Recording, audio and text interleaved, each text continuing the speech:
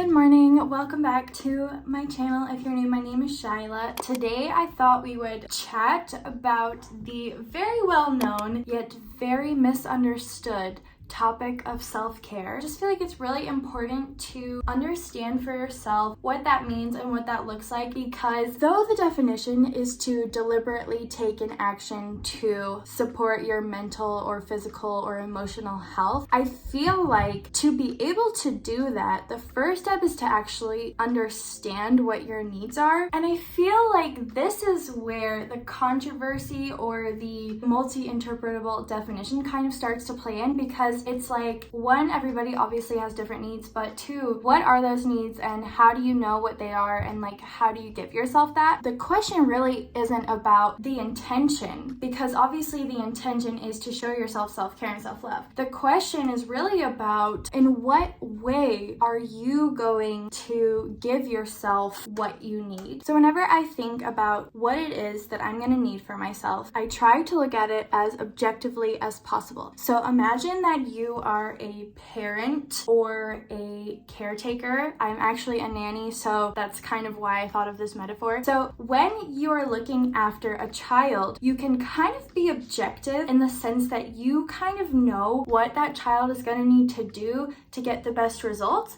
but you also know the child needs play and the child needs fun time, and so you try to balance it as much as possible. And because you're kind of an objective observer, like obviously you care about the child, like it's not like, you know, that your emotions are completely taken out of it, but in general, you can kind of say like, I know you really don't feel like doing your homework right now, but you got to do your homework, right? Like there is sometimes this just knowing what the best decision is. And I really want to talk about best decision instead of right decision. There is no right decision. There is always only what is the next best decision for you. And a lot of time we often have a tendency to look at things kind of short term. We kind of don't have a switch off to just be like, okay, let me look at this very objectively right now for myself. How am I going to feel in 20 minutes, 30 minutes, an hour, the next day, whatever. So the skill that we can start to try to build whenever we are thinking about how we can take care of ourselves is kind of parenting ourselves, if you want to look at it like that. But it's also just being your own, you can fill in the blank here, right? Like your own parent, your own personal assistant, your own coach. Like you can kind of take the role of somebody that you would need them to tell you, right? We maybe turn to someone else because we want them to tell us what to do, but actually we can start to create this idea that we are our own best friend, coach, teacher, parent, whatever. So the more that we can practice the skill to look at things a little bit more objectively or more longer term,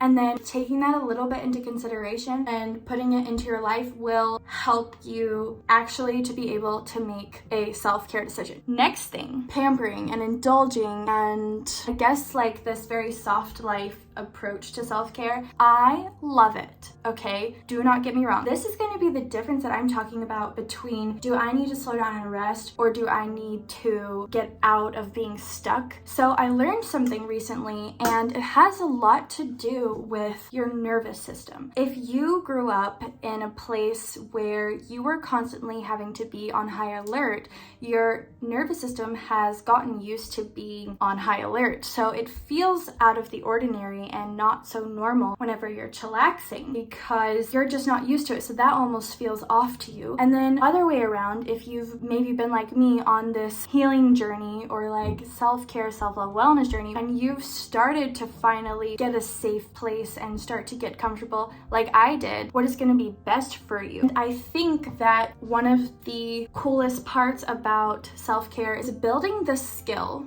of understanding which direction you need to go in and when. And because I feel like I've really gotten there, I wanted to talk about what those different kinds of days look like, right? So in general, it's definitely always going to be like a conversation and a little bit complicated to figure out always what's best. But in the end, what happens is the more that you make a decision, follow through on it, and then reevaluate, the more you're going to be able to start calculating a little bit ahead and being like, oh, I did that last time and I felt this way, so I'm going to do it this way this time. And that is kind of the practice of self-care, I think. It's like continuously trying to make the next best move for you and learning from that along the way to be able to get a little bit better and better at that in the future. So that was kind of like the introduction of what I think self-care can look like. That leads me into my next idea and also into the part of the video where I show you how to get from a very comfortable state and kind of what I just told you, like I've been super chillaxing, relaxing, and not super happy, but I don't feel like doing that much stuff. So how am I going to shift gears? Whenever I realized that I was in the stuck mode, and this was really like a point in my journey where I was like, I know that having self-discipline is going to be better for me, and it was true. I was talking to a friend about it, and I was like, I know I just need to have self-discipline. I know that's what's best for me, but I just can't make myself do anything. And my friend kind of pointed out that when I was talking about self-discipline, that I was being super harsh. And that was such a good realization because it was true. I started thinking the only kind of self-discipline I've ever really had was one whenever I like had to be in kind of survival mode, like I had to do things, I had to make money so that I could get food and whatever it was, I had to do it. So it was like this state of, it wasn't even a question. So that was like one version of self-discipline.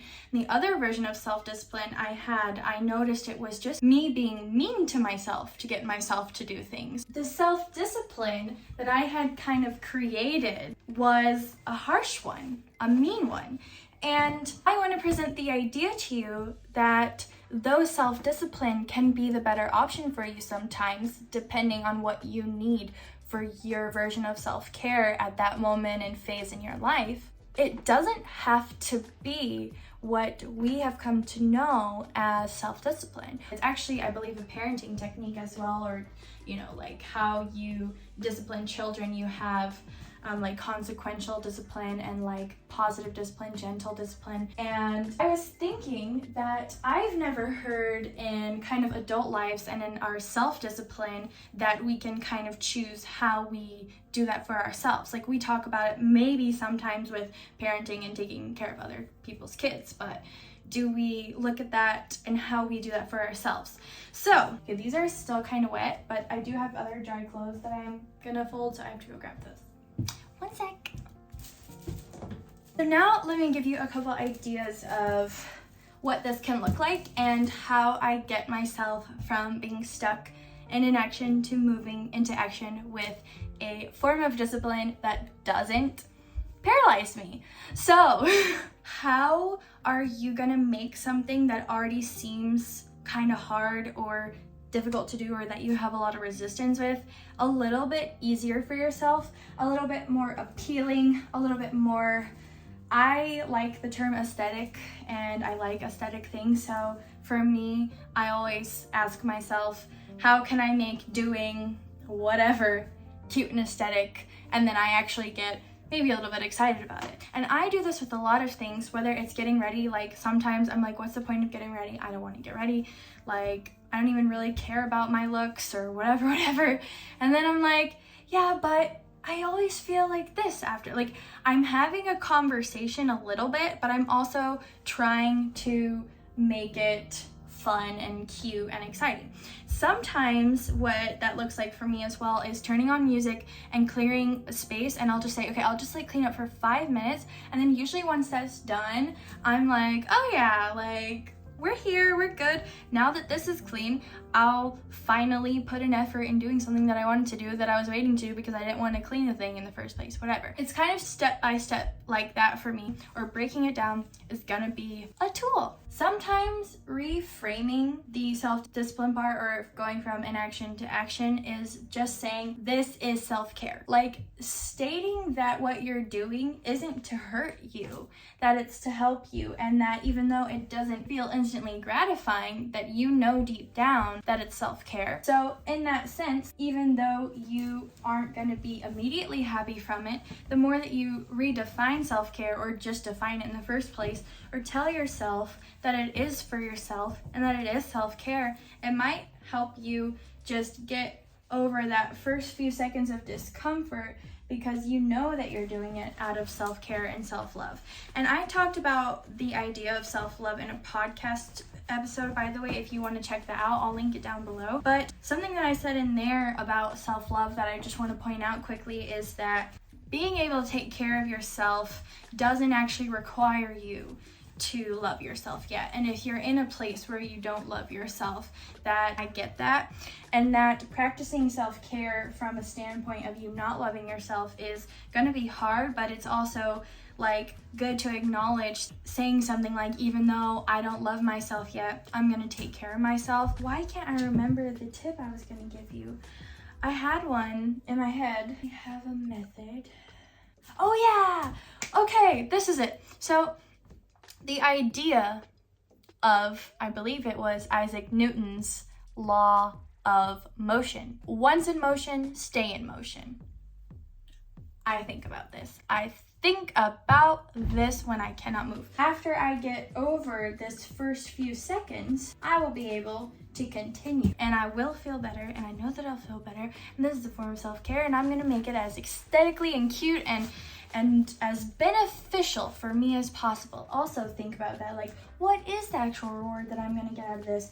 I have one more tip for you. I love this lady, and I love what she has to say. She's quite motivational, maybe you've heard of her, but her name is Mel Robbins, and she talks about the 5-second rule. Basically, any time that you want to go from inaction to action, you just say 1, 2, 3, 4, 5 and you go. And that technique works apparently for a lot of people because it gets your brain in a different state and you don't have time to overthink anymore. So anyways, she talks a lot about that, and there are, I'm sure, a ton of methods to get out of inaction into action, but I don't think that is the actual root here. I think it's what I have been talking about pretty much this whole time, and that is that really what you need? And if it is, how are you gonna be able to let yourself believe that and get yourself on that path? He is just loving this basket. We love that for you, Jack. If I was a cat, I would also sit in cute baskets. A lot of these things are practices, but they're practices that I feel like I haven't heard that much talked about.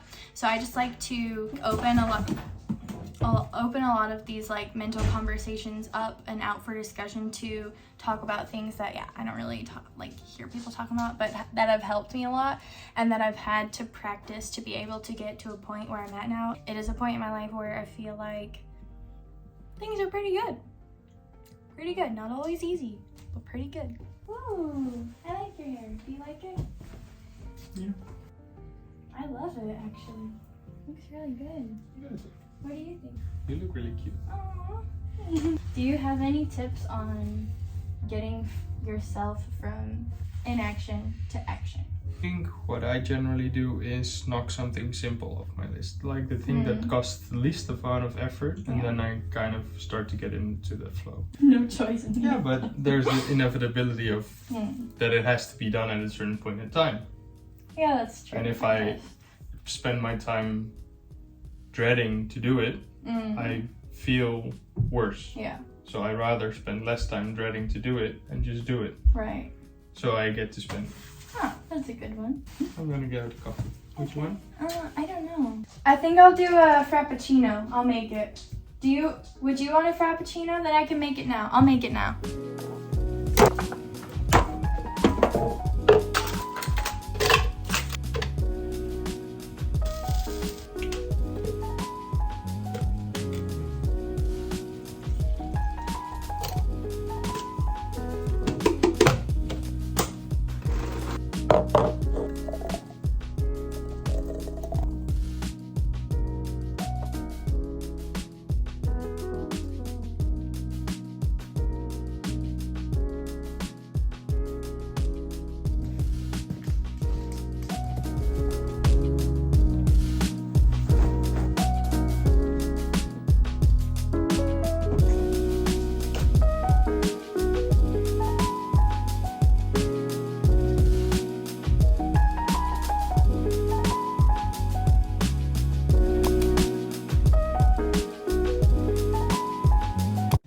I've personally found balance, at least a little bit now, is I have created, I think, time slots around my day that I make time to tend to both. I find it very healing and soothing and comforting, and honestly, it's a way that I enjoy life to have a very slow morning. I do not enjoy the get up, go, put on your gym clothes, like go to the gym, do this, and this, knock it all out. I have tried that before, and I think I'm in general, I can be very high energy. Like I have a lot of energy, and like I could do that if I want to, but I find that it gets me a little bit like out of whack a little bit. Yeah, I really enjoy waking up slowly, doing things slowly, doing things chill. It feels very safe for me, and not in an overindulgent kind of way, because after I have my slow morning, I kind of feel like safe and okay, and now I'm gonna move into doing something that I know I can do, that I know I can handle, and I'm gonna do it because I trust myself that I'm gonna do this,